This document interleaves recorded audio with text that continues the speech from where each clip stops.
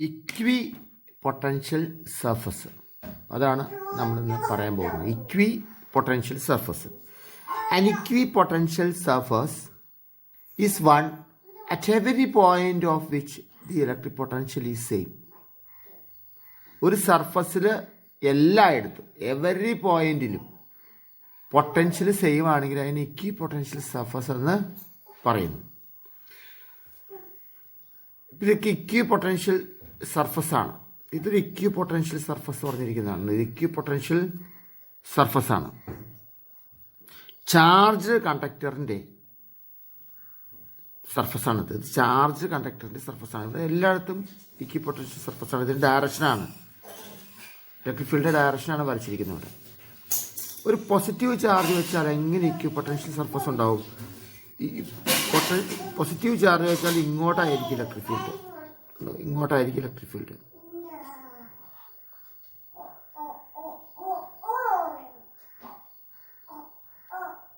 ഇവിടെ ഇക്വി potential surface, ഇത് equipotential surface.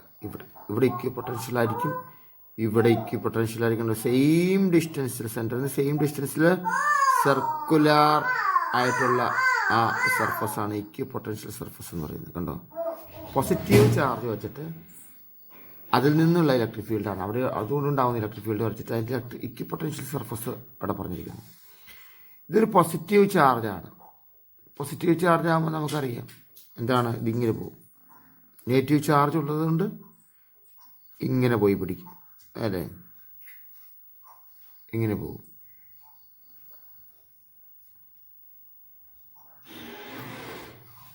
ഇങ്ങനെ ഇങ്ങനെ ഇങ്ങനെ. പോസിറ്റീവ് ചാർജ് ആണെങ്കിൽ ഔട്ട് സൈഡിലോട്ടാണല്ലേ. നെഗറ്റീവ് ചാർജ് ആകുമ്പോൾ ഇൻസൈഡിലോട്ട് ഇങ്ങനെ വരികയാണ് ഇങ്ങോട്ട്. മറ്റേത് ലീവിങ്, കമ്മിങ്, അല്ലേ?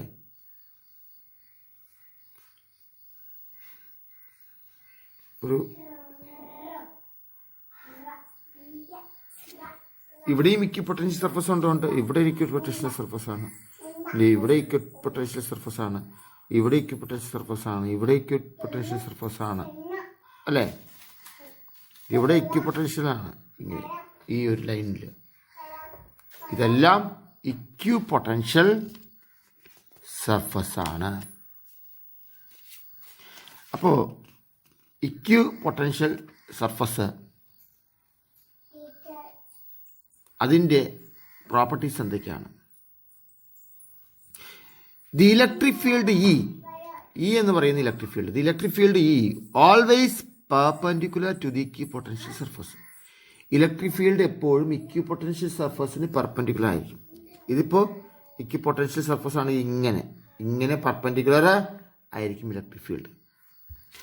The surface of a charge conductor is an equipotential surface. Charge കണ്ടക്ടറിൻ്റെ സർഫസ് നോക്കുമ്പോൾ അത് ഇക്വിപൊട്ടൻഷ്യൽ ആയിരിക്കും. അവിടെ എല്ലായിടത്തും ഇലക്ട്രിക് പൊട്ടൻഷ്യൽ അതിൻ്റെ സർഫസിൽ സെയിം ആയിരിക്കും. All point equidistant from a point charge, കേട്ടോ, പോയിന്റ് ചാർജിൽ നിന്നും ഇക്വി ഡിസ്റ്റൻറ്റിലുള്ള എല്ലാ points, all points are in the same പൊട്ടൻഷ്യലിൽ ആയിരിക്കും. ഓക്കെ, അപ്പോൾ ഇക്വി പൊട്ടൻഷ്യൽ സർഫസിൻ്റെ പ്രോപ്പർട്ടീസ് 1 by 1 ആയിട്ട് ഞാൻ പറയാൻ പോവുകയാണ്. ഫസ്റ്റ് പ്രോപ്പർട്ടി എന്ന് പറയുന്നത് electric lines of force are perpendicular to the equipotential surface. Electric lines of force equipotential സർഫസിന് പെർപെൻഡിക്കുലർ ആയിരിക്കും. No work is required to be done to move charge over a equipotential surface. അതാണ് ഏറ്റവും വലിയ അതിൻ്റെ property. ഇക്വി potential സർഫസിലൂടെ ഒരു ചാർജിനെ നമ്മൾ move ചെയ്യണമെങ്കിൽ വർക്കൊന്നും ചെയ്യണ്ട. ഒരു ബസ്സിൽ എല്ലാവരും ഒരേപോലെയുള്ള ടിക്കറ്റിൽ എടുത്തിരിക്കുന്നത്, ആ ബസ്സിൽ അങ്ങോട്ടും ഇങ്ങോട്ടും നടക്കാൻ അല്ലെങ്കിൽ ഏത് സീറ്റിലിരിക്കാനൊന്നും കുഴപ്പമില്ല, ഇക്വി പൊട്ടൻഷ്യലാന്ന് പറയാം. എന്നാൽ ഒരു തിയേറ്ററിൽ പോയിട്ട് നമ്മൾ പല ടൈപ്പ് ടിക്കറ്റ് ഉണ്ടല്ലേ, ടിക്കറ്റ് എടുത്തിട്ട് ഏറ്റവും ഫ്രണ്ടിൽ ഇരുന്ന ആൾ പിന്നീട് നമുക്ക് ബാക്കിൽ വന്നിരിക്കാൻ പറ്റുമോ? ഇല്ല. ബസ്സിലാണെങ്കിൽ ഫ്രീ ആയിട്ട് മൂവ് ചെയ്യാം, വർക്കൊന്നും ചെയ്യണ്ട.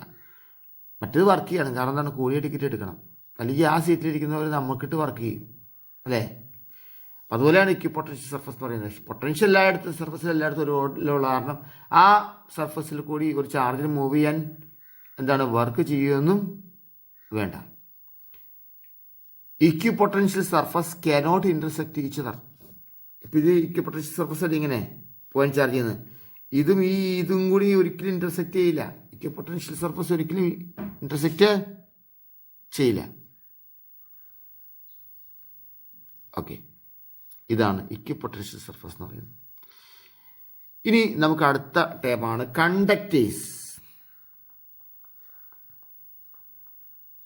Conductors and insulators. Conductors, what are conductors, what are insulators, അത് നമുക്കറിയാം. എന്താണ് കണ്ടക്ടേഴ്സ് എന്ന് പറയുന്നത്? ഇലക്ട്രിസിറ്റിയെ പാസ് ചെയ്ത് വിടും. ഇൻസുലേറ്റേഴ്സ് എന്ന് പറയുന്നത് does not pass electricity. And insulator does not pass electricity through it. അത്രയാണ് നമ്മൾ പഠിച്ചിട്ടുള്ളൂ. ഇനി അല്പം കൂടി കൂടുതൽ പറഞ്ഞാൽ കണ്ടക്ടേഴ്സിൽ ഫ്രീ ഇലക്ട്രോൺസ് ഉണ്ട് അല്ലേ? ആ ഫ്രീ ഇലക്ട്രോൺസ് ആണ് ചാർജ് എന്ത് ചെയ്യുന്നത്, കറണ്ട് പാസ് ചെയ്യാൻ കാരണക്കാർ അല്ലേ? ഇൻസുലേറ്റേഴ്സിൽ ഫ്രീ ഇലക്ട്രോൺസ് ഇല്ല. അതിൻ്റെ ആറ്റംസിന് ഫേമായിട്ട് ബൗണ്ട് ചെയ്തിരിക്കുകയാണ് ഇലക്ട്രോൺ. അപ്പോൾ ഇലക്ട്രോണിന് ഫ്രീ ഇല്ല. മറ്റേതെന്താണ്, കുറച്ച് ആറ്റത്തിൽ ഏറ്റവും പുറത്ത് ഉള്ള ഷെല്ലിൽ അല്ലേ, അല്ലെങ്കിൽ പുറത്ത് കുറച്ച് ഫ്രീ ആയിട്ടുള്ള ഇലക്ട്രോൺസ് ഉണ്ട്. ആ ഇലക്ട്രോൺസിന് മൂവ് ചെയ്യാൻ പറ്റും. അതാണ് ഇലക്ട്രിസിറ്റി പാസ് ചെയ്യാനുള്ള കാരണം. അതൊക്കെ നമുക്കറിയാം. Metals good കണ്ടക്ടറാണ്. പ്ലാസ്റ്റിക് ഒന്നും റബ്ബറൊന്നും കണ്ടക്ട് ചെയ്യില്ല. അതൊക്കെ അറിയാം. കുറച്ചും കൂടി കടത്തി എന്തെങ്കിലും പറയാൻ കഴിയുമോ, അതാണ് നമ്മൾ ആലോചിക്കുന്നത്. ഇപ്രാവശ്യം കുറച്ചും കൂടി കൂടുതൽ പഠിക്കണ്ടേ. An atom in a conductor has a large number of electrons in its orbits. ഒരു കണ്ടക്ടറിലെ ആറ്റത്തിൽ ഓർബിറ്റ്സിൽ ലാർജ് നമ്പർ ഓഫ് ഇലക്ട്രോൺസ് ഉണ്ടാവും. So the electrons in the outermost orbit, that is the valence electrons of these atoms, are not much attracted to their respective nuclear. ഇപ്പോൾ ഒരു കുട്ടി ഒരു വീട്ടിലുണ്ടെങ്കിൽ ആ കുട്ടിയെ ശരിക്കും ശ്രദ്ധിക്കുക. അപ്പം എവിടെ പോകാതിരിക്കാനൊക്കെ നമുക്ക് ശ്രദ്ധിക്കാം അല്ലെ? ഒരു കൂട്ടുകുടുംബമാണെന്നിരിക്കട്ടെ, ഒരുപാട് കുട്ടികളുണ്ടെന്നിരിക്കട്ടെ, ചേട്ടൻ്റെ കുട്ടി, അനിയൻ്റെ കുട്ടി, അനിയത്തിയുടെ കുട്ടി. അപ്പോൾ കുറച്ച് പേരൊക്കെ പുറത്തിറങ്ങിപ്പോയാൽ നമ്മളറിയാനൊന്നും പോകണില്ല, എപ്പോഴും നോക്കാൻ പറ്റുമോ? അതുപോലെയാണ് ഈ കണ്ടക്ടറിൻ്റെ കാര്യം. കണ്ടക്ടറിൽ ഒരുപാട് ഇലക്ട്രോൺസ് ഉണ്ട് ഓർബിറ്റിൽ. അതുകൊണ്ട് ഫ്രീ ആയിട്ടുള്ള ഇലക്ട്രോൺ കുറേ, ഏറ്റവും ഔട്ടർമോസ്റ്റ് ഷെൽ ഇലക്ട്രോൺസിന് ഈ ന്യൂക്ലിയസായിട്ട് വലിയ ബന്ധമൊന്നും ഉണ്ടാവില്ല. അപ്പോൾ അത് ഫ്രീ ആവും, പെട്ടെന്ന് ഫ്രീ ആവും. ഇലക്ട്രോൺസ് അങ്ങനെയാണ്, എപ്പോഴും ഫ്രീ ആവാൻ വേണ്ടി കൊതിക്കുന്ന ആരാണ് ഇലക്ട്രോൺസ്. മനസ്സിലായില്ലേ? ഫ്രീ ആവാൻ വേണ്ടി കൊതിക്കുന്നു മാത്രമല്ല, ഇലക്ട്രോൺസ് എവിടെയെങ്കിലും പോയി കഴിഞ്ഞിട്ടുണ്ടെങ്കിൽ ആ ഫ്രീ ആവാതിരിക്കാനും കൊതിക്കുന്നു. രണ്ട് മുഖങ്ങളുണ്ട് ഈ ഇലക്ട്രോൺസിനെ. നമ്മൾ ആ ഇലക്ട്രോൺസിനെ ആറ്റത്തിൽ നിന്ന് എടുത്ത് ഫ്രീ ആക്കിയേക്കാന്ന് വിചാരിക്കുമ്പോൾ നടക്കില്ല. നമ്മൾ എനർജി കൊടുത്താലേ അത് ഫ്രീ ആവുള്ളൂ. മനസ്സിലായില്ലേ? എന്ന ഇലക്ട്രോണിനോട് ചോദിക്കുകയാണ്, ഏറ്റവും ഔട്ടർമോസ്റ്റ് ഇലക്ട്രോണിനോട് ചോദിച്ചു കഴിഞ്ഞാൽ അതിന് എപ്പോഴും ഫ്രീ ആവാനാണ് ആഗ്രഹം. അങ്ങനെ രണ്ട് തരം കാര്യങ്ങളുണ്ട് അവിടെ ഇലക്ട്രോണിനെ സംബന്ധിച്ച്. These elements are called free electrons. ഈ electrons are called free electrons. അത് ഫ്രീ ഇലക്ട്രോൺസ് ന്യൂക്ലിയസുമായിട്ടൊന്നും അധികം അറ്റാച്ച്മെൻ്റ് ഒന്നും ഇല്ലാണ്ട് നിൽക്കുന്ന ഓർബിറ്റ് ഔട്ടർമോസ്റ്റ് ഷെല്ലിലെ electrons. They are in random motion. ആ ഇലക്ട്രോൺസ് എന്ത് ചെയ്യുക, റാൻഡം മോഷത്തിലാണ്, അങ്ങോട്ടും ഇങ്ങോട്ടും ഓടിക്കൊണ്ടിരിക്കുകയാണ്. They collide which each other. ഞാൻ പറഞ്ഞ പോലെ ആ വലിയ തറവാട്ടിലെ കുട്ടികളെ പോലെ വെറുതെ ഓടിക്കളിക്കുന്നു, അവിടെ ഇടിക്കുന്നു, താഴെ വീഴുന്നു. എവിടെയാണ് പരസ്പരം ഇടിക്കുന്നു, അപ്പുറത്തെ ഭിത്തിയിലടിക്കുന്നു. അതുപോലെ എന്താണ് തമ്മിൽ കൊളൈഡ് ചെയ്യുന്നു. പിന്നെയോ കണ്ടക്ടറിലെ ആറ്റവുമായിട്ട് കൊളൈഡ് ചെയ്യുന്നു. There are about 10⁻28 free electrons per metre cube. ഒരു മീറ്റർ ക്യൂബ് വോളിയം എടുത്താൽ അതിനകത്ത് 10⁻28 ഫ്രീ ഇലക്ട്രോൺസ് ഉണ്ടാവും. അവരിങ്ങനെ റാൻഡം മോഷനിലാണ്. The number of electrons in a unit volume is called electron density. ഇപ്പോൾ യൂണിറ്റ് വോളിയമുള്ള ആ ഇലക്ട്രോൺസിൻ്റെ എണ്ണത്തെയാണ് ഇലക്ട്രോൺ ഡെൻസിറ്റി എന്ന് പറയുന്നത്, അല്ലെങ്കിൽ ഇലക്ട്രോൺ കോൺസെൻട്രേഷൻ എന്ന് പറയുന്നത്. ഇനി ഫ്രീ ഇലക്ട്രോൺസ് റാൻഡം മോഷനിലല്ലേ, അപ്പോൾ എന്താണ് കുഴപ്പം? The free electrons have an average speed with depend on the temperature. ഓരോ ഇലക്ട്രോണിൻ്റെയും സ്പീഡ് നമ്മൾ നോക്കുന്നില്ല. എല്ലാ ഇലക്ട്രോണിൻ്റെയും കൂടി എല്ലാം ഒരേ സ്പീഡിലല്ല അത് മൂവ് ചെയ്യുന്നത്. എല്ലാ ഇലക്ട്രോണിൻ്റെയും കൂടി ആവറേജ് സ്പീഡ് നോക്കും. ആ ആവറേജ് സ്പീഡിനാണ് ടെമ്പറേച്ചർ എന്ന് പറയുന്നത്. So the average speed of electron is called thermal speed. Average speed ടെമ്പറേച്ചറുമായിട്ട് ഡിപ്പെൻഡ് ചെയ്തിരിക്കുന്നു. അപ്പോൾ തെർമൽ സ്പീഡ് എന്നും പറയും. ഈ കേസിൽ നമ്മൾ ടെമ്പറേച്ചർ കൂട്ടിയാൽ എന്താണ്, ഇലക്ട്രോൺസിൻ്റെ സ്പീഡ് കൂടും. നമുക്കറിയാം കണ്ടക്ടറിൻ്റെ ടെമ്പറേച്ചർ കൂടിയ എന്താണ് കറണ്ട് പാസ് ചെയ്യില്ല, പാസ് ചെയ്യുന്നത് കുറയുന്നു പഠിച്ചിട്ടുണ്ട്. അതിന് നേരെ ഓപ്പോസിറ്റിൽ നോക്കിയേ, തെർമൽ സ്പീഡ് ഉണ്ട്. തെർമൽ സ്പീഡിൻ്റെ ടെമ്പറേച്ചർ കൂട്ടിയാൽ തെർമൽ സ്പീഡ് കൂടും. It is very high and is of the order of 10⁻⁶ metre per second. 10⁻⁶ metre per സെക്കൻഡിലാണ് ഇത് മൂവ് ചെയ്യുന്നത്. ഇപ്പോൾ ഒരു ആവറേജ് തെർമൽ വെലോസിറ്റി ഉണ്ടാവും അല്ലേ, അത് 0 ആയിരിക്കും. കാരണം അങ്ങോട്ട് പോയ ഇലക്ട്രോൺ പിന്നീട് ഇങ്ങോട്ട് വരുമ്പോൾ അപ്പോൾ സെയിം പൊസിഷനിൽ വന്നു, അപ്പോൾ ഇലക്ട്രിസിറ്റി 0 ആണ്, വെലോസിറ്റി 0 ആണ്. അപ്പോൾ തെർമൽ സ്പീഡ് ഉണ്ട്, അത് 0 അല്ല. പക്ഷെ അതിൻ്റെ വെലോസിറ്റി, തെർമൽ വെലോസിറ്റി 0 ആണ്. അതുകൊണ്ടാണ് ഇത് electric current through the conductor 0. അതുകൊണ്ട് ഇലക്ട്രിക് കറണ്ട് 0 ആണ് അല്ലേ. വെറുതെ ഇരിക്കുന്നൊരു കണ്ടക്ടർ ഇലക്ട്രിക് കറണ്ട് 0 ആണ്. വെറുതെ ഇരിക്കുന്നൊരു കണ്ടക്ടർ വെറുതെ ഇരിക്കുകയെന്ന് ഇരിക്കേണ്ട. ഇലക്ട്രോൺസ് ഒക്കെ റാൻഡം മോഷനിലാണ്, അതിന് തെർമൽ സ്പീഡ് ഉണ്ട് അല്ലേ. But it's thermal velocity 0, so the electric current through the conductor 0. പക്ഷെ നമ്മൾ ഇലക്ട്രിക് ഫീൽഡ് അപ്ലൈ ചെയ്യുവാണ്, ഇതിലേക്കൊരു ഇലക്ട്രിക് ഫീൽഡ് അപ്ലൈ ചെയ്യുവാണ്. അപ്പോൾ എന്ത് ചെയ്യും, electrons drift slowly in a direction opposite to the direction of the field. കണ്ടോ, ഇനിയാണ് സീരിയസ് ആയിട്ടുള്ള കാര്യങ്ങൾ പറയുന്നത്. ഇലക്ട്രോൺസ് ഇങ്ങോട്ടാണ് മൂവ് ചെയ്യുന്നതെന്ന് ഇരിക്കട്ടെ, ഇലക്ട്രോൺസ് റാൻഡം മോഷനിലാണ്. അപ്പം നമ്മൾ ഇങ്ങോട്ടൊരു ഇലക്ട്രിക് ഫീൽഡ് അപ്ലൈ ചെയ്താൽ എന്ത് സംഭവിക്കും, അതാണ് ഇപ്പോൾ ഇവിടെ നോക്കാൻ പോകുന്നത്. ഇലക്ട്രിക് ഫീൽഡ് അപ്ലൈ ചെയ്യുക, പോസിറ്റീവ് ടെർമിനലിൽ നിന്ന് നെഗറ്റീവ് ടെർമിനലിലോട്ടായിരിക്കും ഇലക്ട്രിക് ഫീൽഡ് അപ്ലൈ ചെയ്യുക. അപ്പോൾ അതിന് ഓപ്പോസിറ്റ് ആയിട്ട് ഇലക്ട്രോൺ എന്താണ്, ഡ്രിഫ്റ്റ് ചെയ്ത് പോകും. ഇലക്ട്രോണുകൾ ഡ്രിഫ്റ്റ് ചെയ്ത് പോകും, അതിന് ഓപ്പോസിറ്റായിട്ട് ഡ്രിഫ്റ്റ് ചെയ്ത് പോകും. ഡ്രിഫ്റ്റ് സ്ലോലിയാണ്, വളരെ സ്ലോയിലാണ് പോകുന്നത്. ഇലക്ട്രോൺസിൻ്റെ random motion 10⁻⁶ metre per second ആണല്ലോ. ഡ്രിഫ്റ്റ് വെലോസിറ്റി 10⁻⁻³ ഉള്ളൂ, വളരെ സിമ്പിളാണ്, വളരെ ചെറുതാണ്. 10⁻⁻³ മീറ്റർ പെർ സെക്കൻഡ് ഉള്ളൂ. Random motion 10⁻⁶ metre per second ആണ് അല്ലേ. ഇപ്പോൾ ഈ കാവടി ഒക്കെ എടുത്ത ആൾക്കാർ വട്ടത്തിൽ കറങ്ങുകയും ചെയ്യും, അതിൻ്റെ ഒപ്പം പതുക്കെ പതുക്കെ മുന്നോട്ട് പോവുകയും ചെയ്യും. അപ്പോൾ പതുക്കെ പതുക്കെ മുന്നോട്ട് പോകുന്നത് ഡ്രിഫ്റ്റ് വെലോസിറ്റി, വട്ടത്തിൽ കിടന്ന് കറങ്ങുന്നത് thermal velocity. Okay, from the negative terminal to the positive ടെർമിനലിലോട്ടായിരിക്കും എന്ത്, ഡ്രിഫ്റ്റിംഗ് നടക്കുന്നത് അല്ലേ. The cause of an electric current through the conductor is in the direction of the electric field. Electron drift ചെയ്തു പോകുന്ന ആ ഡയറക്ഷനിലല്ല കറണ്ട് പാസ് ചെയ്യുന്നത്, പിന്നെയോ നമ്മൾ അപ്ലൈ ചെയ്യുന്ന ഇലക്ട്രിക് ഫീൽഡ് ഉണ്ടല്ലോ, അതിൻ്റെ ഡയറക്ഷൻ, അതായത് ഡ്രിഫ്റ്റ് ചെയ്ത് പോകുന്നതിൻ്റെ ഓപ്പോസിറ്റ് ആയിരിക്കും കറണ്ട് ഫ്ലോ ചെയ്യുന്നത്. The drift velocity is very small ആണ്, 10⁻⁻³ മീറ്റർ പെർ സെക്കൻഡേ ഉള്ളൂ. But the speed of the electric current is nearly equal to the velocity of light. Electric current velocity of ലൈറ്റിലാണ് current പോകുന്നത്. Drift velocity ഭയങ്കര ചെറുതാണ്. നമ്മൾ ഇലക്ട്രോൺസിൻ്റെ flow ആണ് current എന്നൊക്കെ പഠിക്കുമെങ്കിൽ പോലും ഇലക്ട്രോൺ ഫ്ലോ ചെയ്യുന്ന കറണ്ടിൻ്റെ ഡയറക്ഷൻ്റെ നേരെ ഓപ്പോസിറ്റ് ആണെന്നും കൂടി വിചാരിക്കുക, വളരെ സ്ലോയിലാണെന്നും കൂടി വിചാരിക്കുക കേട്ടോ.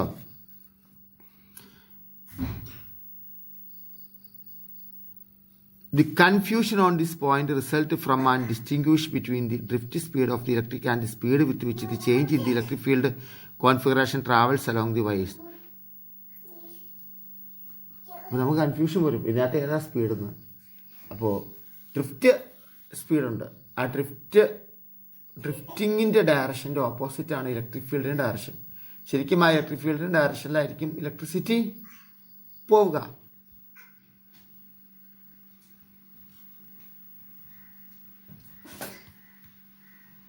ഇനി വേറൊരു കുറച്ചും കൂടി പറയാം. The positive ions made up of the nuclear and the bound electron cannot move because they are held in the fixed position. ഇനി പോസിറ്റീവ് അയോൺ ആണെന്നിരിക്കട്ടെ, പോസിറ്റീവ് അയോണുകൾ, ഈ പോസിറ്റീവ് അയോൺ ആണെങ്കിൽ അതിൻ്റെ അയോണാണത്, പോസിറ്റീവ് അയോണാണ്, അതിൻ്റെ ഇലക്ട്രോൺ നഷ്ടപ്പെട്ടിട്ടിരിക്കുകയാണ്. അപ്പോൾ ഒരിക്കലും ആ ഇലക്ട്രോണിന് എന്ത് ചെയ്യണം, മൂവ് ചെയ്യാൻ പറ്റില്ല, ബാക്കിയുള്ള ഇലക്ട്രോണിന് മൂവ് ചെയ്യാൻ പറ്റില്ല. കാരണം എന്താണ്, ബാക്കിയുള്ള ഇലക്ട്രോൺസ് ഒരു ഇലക്ട്രോണിനെ എടുത്തുകൊണ്ട് ഒരു കോഴിക്കുഞ്ഞിനെ കാക്ക കൊത്തിക്കൊണ്ടുപോയാൽ പിന്നെ അടുത്ത കുഞ്ഞിനെ കൊത്താൻ വന്നാൽ നടക്കുമോ? ഇല്ല. ഇലക്ട്രോൺസിനെ ആരും എടുത്തുകൊണ്ട് പോയാറാണ് അത് പോസിറ്റീവ് അയോണായിട്ടിരിക്കുന്നത്. അപ്പോൾ റിമൈനിങ് ഇലക്ട്രോൺസിനെ ചേർത്ത് പിടിക്കും ന്യൂക്ലിയസ്, നല്ല അട്രാക്റ്റീവ് ഫോഴ്സിൽ പിടിക്കും, നന്നായിട്ട് ഹെൽഡ് ചെയ്ത് പിടിക്കും. അപ്പോൾ അവിടെ എന്ത് സംഭവിക്കും, അവിടെ ഇലക്ട്രോൺസിന് മൂവ് ചെയ്യാനൊന്നും പറ്റില്ല, അനങ്ങാൻ പറ്റില്ല. മുറ്റത്തേക്കെന്നല്ല, മുറിക്ക് അങ്ങോട്ടും ഇങ്ങോട്ടും കൂടി ഓടിക്കില്ല കുട്ടികളെ. So they do not contribute the current flow in solid conductors. ഇപ്പോൾ സോൾഡ് കണ്ടക്ടേഴ്സിൽ അയോൺസ് ഉണ്ടെങ്കിൽ ആ അയോൺസിൽ ഇലക്ട്രോൺസ്, ന്യൂക്ലിയസുമായി ബൗണ്ട് ചെയ്തിരിക്കുന്ന ഇലക്ട്രോണിന് യാതൊരു കോൺട്രിബ്യൂഷനും ആ ഇലക്ട്രിക് കറണ്ടുമായിട്ടില്ല. ഇപ്പോൾ ഫ്രീ ഇലക്ട്രോൺസ് ആണ് ഇവിടെ, ഫ്രീ ഇലക്ട്രോൺസ് ആണ് ചാർജ് ക്യാരീസ്, കണ്ടക്ടറിലെ ചാർജ് കണ്ടക്ടേഴ്സ്. അതുകൊണ്ട് ഇവയെ കണ്ടക്ഷൻ ഇലക്ട്രോൺസ് എന്നും പറയുന്നു. ഫ്രീ ഇലക്ട്രോൺസ് ആണ് ചാർജ് കണ്ടക്ടേഴ്സ്, അതുകൊണ്ട് കണ്ടക്ഷൻ ഓഫ് ഇലക്ട്രോൺസ് എന്നും കറണ്ടിനെ നമുക്ക് പറയാം. അപ്പോൾ ഇതൊരു സോൾഡ് ആയിട്ടുള്ള കണ്ടക്ടറിൻ്റെ കാര്യമാണ് പറയുന്നത്. അങ്ങനെയാണെങ്കിൽ ഇലക്ട്രോലൈറ്റിക് കണ്ടക്ടർ എന്തായിരിക്കും? ഇലക്ട്രോലൈറ്റിക് കണ്ടക്ടർ ഇവിടെ ഇലക്ട്രോൺസ് ആണ് ചാർജ് കാരിയറെങ്കിൽ, ഇലക്ട്രോലൈറ്റിലാണെങ്കിൽ പോസിറ്റീവ് ആൻഡ് നെഗറ്റീവ് അയോൺസ് ആണ് ചാർജ് കാരിയേഴ്സ്, അല്ലേ? രണ്ടും ചാർജ് കാരിയേഴ്സ് ആണ്. ഇനി സെമി കണ്ടക്ടർ ആണെങ്കിലോ, semiconductor, germanium, silicon, semiconductor, അവിടെ ഫ്രീ ഇലക്ട്രോൺസ് വാലൻസ് ഇലക്ട്രോൺസ് ആണ്. വാലൻസ് ഇലക്ട്രോൺസ് ഹോളോ ആണോ ഇലക്ട്രിക് കണ്ടക്ഷന് കാരണം.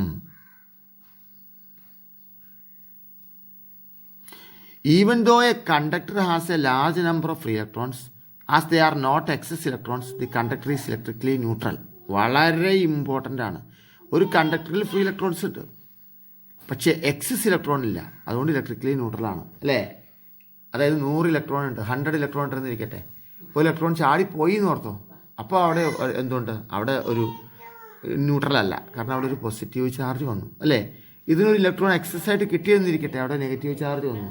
പക്ഷേ വെറുതെ വെച്ചിരിക്കുന്ന ഒരു കണ്ടക്ടറിൽ ഫ്രീ ഇലക്ട്രോൺ ഉണ്ടെങ്കിലും എക്സസ് ഇലക്ട്രോൺസ് ഇല്ല, അല്ലെങ്കിൽ ഡെഫിഷ്യറ്റ് ഒന്നും ഇല്ലാത്തതുകൊണ്ട് അത് ഇലക്ട്രിക്കലി ന്യൂട്രൽ ആണെന്ന് നമുക്ക് പറയാം. അങ്ങനെയൊക്കെ തിരിച്ചു മറിച്ചൊക്കെ ചോദിക്കുകയെ നമുക്ക് ആൻസർ പറയണമെങ്കിൽ അത് കറക്റ്റായിട്ട് മനസ്സിലാവണം. ഇനി ഞാൻ വേറൊരു കാര്യമാണ് ഇവിടെ പറയാൻ പോകുന്നത്. Inside the conductor, inside a conductor, ഒരു കണ്ടക്ടറിൻ്റെ അകത്ത് inside a conductor electrostatic field is zero.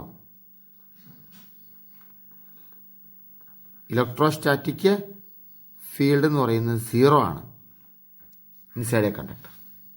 Y? Electrostatic field zero ആണ് ഒരു കണ്ടക്ടറിൻ്റെ അകത്ത്. അപ്പോൾ കണ്ടക്ടറിൽ കൂടി കറണ്ട് കടന്നു പോകുന്നില്ല. നമുക്ക് നോക്കാം. Under equilibrium conditions the electric field inside a conductor must be zero. ഇക്വിലിബ്രിയത്തിലായ കണ്ടീഷനിലാണെങ്കിൽ ഈ അകത്ത് സീറോ ആയേ തീരൂ. ഒരു കണ്ടക്ടറിൻ്റെ അകത്ത് ഇലക്ട്രിക് ഫീൽഡ് സീറോ ആയേ തീരൂ. If this way are not so, അങ്ങനെയല്ല എന്നിരിക്കട്ടെ, അങ്ങനെയല്ല എന്നൊരാൾ പറയണം, അത് അങ്ങനെയല്ലോ എന്ന് പറഞ്ഞാൽ an external field would exert a force on the conduction electrons that are present in any conductor. അപ്പോൾ ഇലക്ട്രിക് ഫീൽഡ് സീറോ അല്ലെങ്കിൽ അകത്ത് കണ്ടക്ഷൻ ഇലക്ട്രോൺസ് ഉണ്ടാവുമല്ലോ. ഈ കണ്ടക്ഷൻ ഇലക്ട്രോൺസിൽ എക്സ്റ്റേണൽ ഒരു ഫീൽഡ് ഉണ്ടല്ലോ, എക്സ്റ്റേണൽ ആയിട്ടാണ് നമ്മൾ ഫീൽഡ് കൊടുത്തിരിക്കുന്നത് പുറമേ. ആ എക്സ്റ്റേണൽ ഫീൽഡ് ഒരു ഫോഴ്സ് എക്സേർട്ട് ചെയ്യും. ഈ കണ്ടക്ഷൻ ഇലക്ട്രോൺസിന് ഫോഴ്സ് എക്സേർട്ട് ചെയ്യും. കണ്ടക്ടറിൻ്റെ അകത്തുള്ള ആ ഇലക്ട്രോൺസിൽ ഒരു ഫോഴ്സ് എക്സേർട്ട് ചെയ്യും. And internal current would be set up. അതിൻ്റെ ഫലമായിട്ട് അകത്തൊരു കറൻറ്റ് ഉണ്ടാവുന്നു. However, it is found from experiment that there is no such lasting currents in an isolated conductor. Isolated ആയിട്ടിരിക്കുന്ന ഒരു കണ്ടക്ടറിൽ അങ്ങനെ ഒരു കറൻറ്റ് ഇൻറ്റേർണൽ കറൻറ്റ് ഒന്നും നമ്മൾ ഇതുവരെ എക്സ്പെരിമെൻ്റ് കൊണ്ടിട്ട് കണ്ടുപിടിച്ചിട്ടില്ല. അതുകൊണ്ട് ഈ കണ്ടക്ടറിൻ്റെ ഇൻസൈഡിൽ എന്താണ് ഫീൽഡ് സീറോ ആണെന്ന് പറയാം. പിന്നെ എപ്പോഴാണ് അപ്പോൾ ഇൻസൈഡിൽ കറണ്ട് ഇലക്ട്രിക് ഫീൽഡ് ഉണ്ടാവില്ലേ? ഉണ്ടാവും. Electric field appear inside a conductor during the process of charging it. Charge ചെയ്യുവാണ് നമ്മൾ. ചാർജ് ചെയ്യുമ്പോൾ എന്താണ് ഇലക്ട്രിക് ഫീൽഡ് അപ്ലൈ ചെയ്യും. But these field do not last long. പക്ഷേ ഫീൽഡ് ഉണ്ടാവും. നമ്മൾ കണ്ടക്ടറിനെ ചാർജ് ചെയ്യുമ്പോൾ അകത്ത് അപ്പിയർ ചെയ്യും ഇലക്ട്രിക് ഫീൽഡ്, പക്ഷേ ഇത് അധികം ലാസ്റ്റ് ചെയ്യില്ല. Internal current acts quickly to redistribute the added charge in such a way that the electrostatic field inside the conductor vanish. എന്താണ് അകത്തൊരു ഫീൽഡ് ഉണ്ടാകുമ്പോഴേക്കും ഒരു റീഅറേഞ്ച്മെൻറ്റ് അല്ലെങ്കിൽ റീഡിസ്ട്രിബ്യൂഷൻ നടക്കുകയും വീണ്ടും പഴയ അവസ്ഥയിൽ പോരും. ആ ഉണ്ടായ ഫീൽഡ് വാനിഷ് ചെയ്യുകയും ചെയ്യുന്നു. അങ്ങനെ കറണ്ട് സ്റ്റോപ്പ് ചെയ്യും. അതാണ് ഇക്വിലിബ്രിയം പൊസിഷനിലെത്തി, അല്ലേ? അപ്പോൾ ചാർജ് ചെയ്യുമ്പോൾ ഒരു പെട്ടെന്ന് തന്നെ അത് ഇക്വിലിബ്രിയം പൊസിഷനിലെത്തും. അതായത് ആ കൊടുത്ത ചാർജ് എന്താണ് അത് റീഡിസ്ട്രിബ്യൂട്ട് ചെയ്യുകയും ആ കറണ്ട് അവിടെ സ്റ്റോപ്പ് ആവുകയും ചെയ്യുന്നു, അല്ലെങ്കിൽ ആ ഇലക്ട്രിക് ഫീൽഡ് അവിടെ സ്റ്റോപ്പ് ആവുകയും ചെയ്യുന്നു. അങ്ങനെ ഒരു ഇക്വിലിബ്രിയം. അപ്പോൾ ഇക്വിലിബ്രിയം അതാണ് പറഞ്ഞത്, ഇക്വിലിബ്രിയം പൊസിഷനിൽ അവരാദ്യം പറഞ്ഞല്ലോ, ഇക്വിലിബ്രിയം പൊസിഷനിൽ ഒരിക്കലും ഇലക്ട്രിക് ഫീൽഡ് സീറോ ആയിരിക്കുന്നത്. പക്ഷെ നമ്മൾ ഇലക്ട്രിക് ഫീൽഡ് അപ്ലൈ ചെയ്യുമ്പോൾ ആദ്യം ഒരു ചെറിയ ഇലക്ട്രിക് ഫീൽഡ് ഉണ്ടാവും ഇന്നർ സൈഡിൽ. പക്ഷേ അത് ഇതിനകത്ത് റീഅറേഞ്ച് റീഡിസ്ട്രിബ്യൂട്ട് നടക്കുകയും ആഡഡ് ചാർജ് വാനിഷ് ചെയ്ത് പോവുകയും ചെയ്യുന്നു. അങ്ങനെ ഇലക്ട്രിക് ഫീൽഡ് എപ്പോഴും സീറോ ആയിട്ട് തന്നെ ഇരിക്കുകയും ചെയ്യും. മനസ്സിലായില്ലേ? അപ്പോൾ നമ്മളിപ്പോൾ പഠിച്ചത് എന്താണ്? ഇൻസൈഡ് എ കണ്ടക്ടർ, കണ്ടക്ടറിൻ്റെ അകത്ത് electrostatic field is zero, electrostatic field zero ആയിരിക്കും. അതിൻ്റെ എവിഡൻസ് ഒക്കെയാണ് പറഞ്ഞത്. ചിലപ്പോൾ കുനിഷ്ട് പോലെ അവർ ചോദിക്കും. മനസ്സിലായില്ലേ?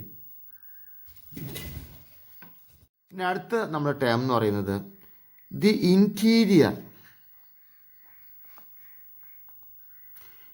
Interior of a conductor. Interior of a conductor, കണ്ടക്ടറിൻ്റെ അകത്ത് interior of a conductor can have no excess charge.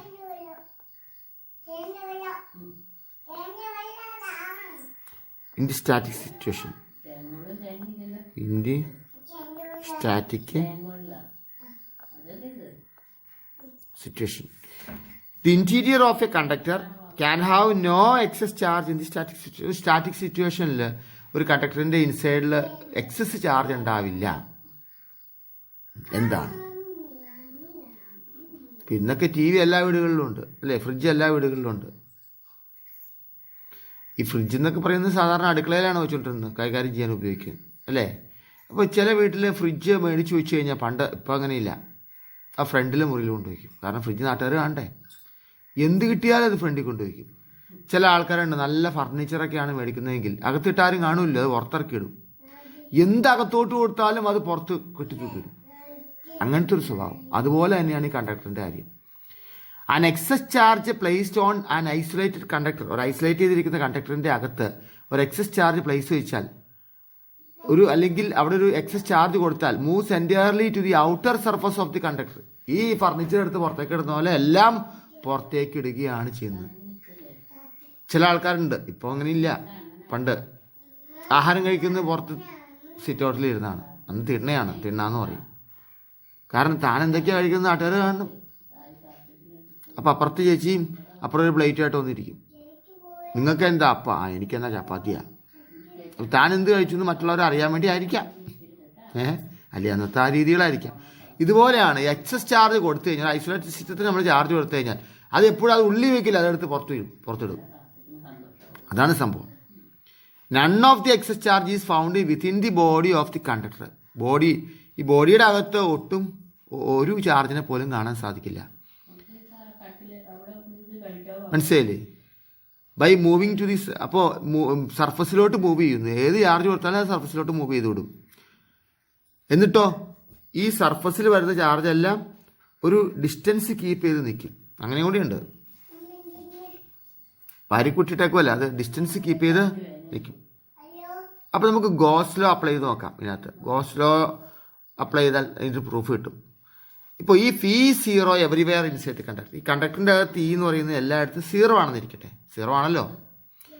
The flux through any Gaussian surface inside the conductor must be zero.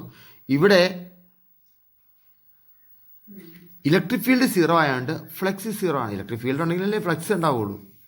Flux zero ആണ് must. കണ്ടക്ടറിൻ്റെ അകത്ത് flux zero ആണ്. So according to Gauss theorem the charge enclosed by any. അപ്പോൾ നമുക്ക് electric field കാണാൻ പറ്റിയില്ല അവിടെ. അപ്പോൾ ഫ്ലക്സ് സീറോ ആണ്. ഇലക്ട്രിക് ഫ്ലക്സ് എന്ന് പറയുന്നത് എന്താണ്? ടോട്ടൽ ചാർജ് അല്ലേ. ഫ്ലക്സ് സീറോ ആണെങ്കിൽ അവിടെ ചാർജ് ഇല്ല, ഇൻസൈഡിൽ ചാർജ് ഒന്നും ഇല്ല എന്ന് നമുക്ക് മനസ്സിലാവും. മസ്റ്റ് സീറോ ആയിരിക്കണം. Even if the Gaussian surface is close to the surface of the conductor. കണ്ടക്ടറിൻ്റെ ക്ലോസ് ആയിട്ടാണ് ഈ ഗോഷ്യൻ സർഫസ് ഇരിക്കുന്നതെങ്കിലും അവിടെ സീറോ ആയിരിക്കണം. അപ്പോൾ നമ്മൾ ആഡ് ചെയ്യുന്ന ചാർജ് എന്താണ്? ഇൻസൈഡ് ദി കണ്ടക്ടറിലൊക്കെ നമ്മൾ ആഡ് ചെയ്താൽ അത് സർഫസിൽ വരികയുള്ളൂ, അത് ഇൻസൈഡിൽ ഇരിക്കില്ല. കാരണം എന്താണ്? ഇൻസൈഡിൽ ഇലക്ട്രിക് ഫീൽഡ് സീറോ ആണ്, അപ്പോൾ ഫ്ലക്സ് സീറോ ആണ്. ഫ്ലക്സ് സീറോ ആണെങ്കിൽ ചാർജും സീറോ ആണ്. ചാർജ് സീറോ ആയി വെക്കണം എപ്പോഴും. ചാർജ് സീറോ ആയി വെക്കണമെങ്കിൽ നമ്മൾ കൊടുക്കുന്ന ചാർജെല്ലാം അത് സർഫസിലോട്ട് വിടുകയും അതൊരു പ്രത്യേക ഡിസ്റ്റൻസിൽ ഇരിക്കത്തക്കോളം കീപ്പ് ചെയ്യുകയും ചെയ്യണം. മനസ്സിലായല്ലോ. ഇനി അടുത്ത ടേം എന്ന് പറയുന്നത് the electrostatic field on the surface of a charge conductor must be normal to the surface at every point. എന്താണ് electrostatic field on the surface? സർഫസിലെ ഇലക്ട്രോസ്റ്റാറ്റിക് ഫീൽഡ് എന്ന് പറയുന്നത് എന്തായിരിക്കും? എല്ലാം നോർമൽ ആയിരിക്കും. If the electric field is not normal to the surface of a conductor, ഈ എന്ന് പറയുന്ന കണ്ടക്ടറിന് നോർമൽ അല്ലെങ്കിൽ due to its charge there will be a tangential component for each ഒരു നോർമൽ അല്ലെങ്കിൽ ടാൻജൻഷ്യൽ ആയിട്ടൊരു കമ്പോണൻറ്റ് ഉണ്ടാവും. This would have caused a flow of free charges and hence a current over the surface. അങ്ങനെ free charges flow ചെയ്യാനും ഈ പുറത്തേക്ക് ഒരു current ഒഴുകുവാനും കാരണമാവും. സ്റ്റാറ്റിക് സിറ്റുവേഷനിൽ സർഫസ് കറണ്ട് ഒന്നും കാണുന്നില്ല. അപ്പോൾ സ്റ്റാറ്റിക് സിറ്റുവേഷനിൽ സർഫസ് കറണ്ട് കാണാത്തതുകൊണ്ട് നമുക്കെന്ന് പറയാം അതിൻ്റെ ഇലക്ട്രിക് ഫീൽഡ് എപ്പോഴും സർഫസിന് നോർമലാണെന്ന് പറയാം. അടുത്ത electrostatic potential is same at all point inside a conductor. Electrostatic potential same ആയിരിക്കുന്നു, ഫീൽഡ് അല്ല, ചാർജ് അല്ല. ഇലക്ട്രിക് ഫീൽഡ് ഇല്ല എന്ന് പഠിച്ചു അല്ലേ, അതിൻ്റെ അകത്ത് ചാർജ് ഇല്ല എന്നും പഠിച്ചു. ഇലക്ട്രോസ്റ്റാറ്റിക് പൊട്ടൻഷ്യൽ, സ്റ്റാറ്റിക് പൊട്ടൻഷ്യൽ അത് എന്തായിരിക്കും? ഈ 0 എന്ന് പറയുന്നില്ല, സെയിം ആണ്. പൊട്ടൻഷ്യൽ സർഫസിൽ എത്ര പൊട്ടൻഷ്യലാണോ അത്രയും പൊട്ടൻഷ്യൽ തന്നെയുണ്ട് ഇതിനകത്ത്. ഇലക്ട്രിക് ഫീൽഡ് ഇല്ലല്ലോ, പിന്നെ നിങ്ങളുടെ പൊട്ടൻഷ്യൽ നിങ്ങൾ വിചാരിച്ചേക്കാം അല്ലേ. Since there is no electric field inside a conductor, കണ്ടക്ടറിൻ്റെ അകത്ത് ഇലക്ട്രിക് ഫീൽഡ് ഒന്നുമില്ലല്ലോ. അപ്പോൾ no work has to be done in moving a charge within the conductor. കണ്ടക്ടറിൽ എന്താണ്? ചാർജ് മൂവ് ചെയ്യാൻ ഒരു വർക്കും ചെയ്യണ്ട. അപ്പോൾ പൊട്ടൻഷ്യൽ ഡിഫറൻസ് ഇല്ല, സെയിം പൊട്ടൻഷ്യലാണ്. ഇപ്പോൾ മനസ്സിലായില്ലേ? യെസ്. ഇനി അടുത്താണ് നമുക്കറിയാം ഇലക്ട്രിക് ഫീൽഡ് എന്ന് പറയുന്നത് എന്താണ്? ചാർജ് ഡെൻസിറ്റി ബൈ എപ്സിലോൺ 0 ആണ് അല്ലേ. The electric field at any point on the surface of a charge conductor. ഒരു ചാർജ് കണ്ടക്ടറിൻ്റെ സർഫസിൽ ഏതൊരു പോയിന്റിൽ എടുത്താലും ഇലക്ട്രിക് ഫീൽഡ് എന്തായിരിക്കും? ഇതായിരിക്കും, delta by epsilon 0. Charge density by epsilon 0 ആയിരിക്കും.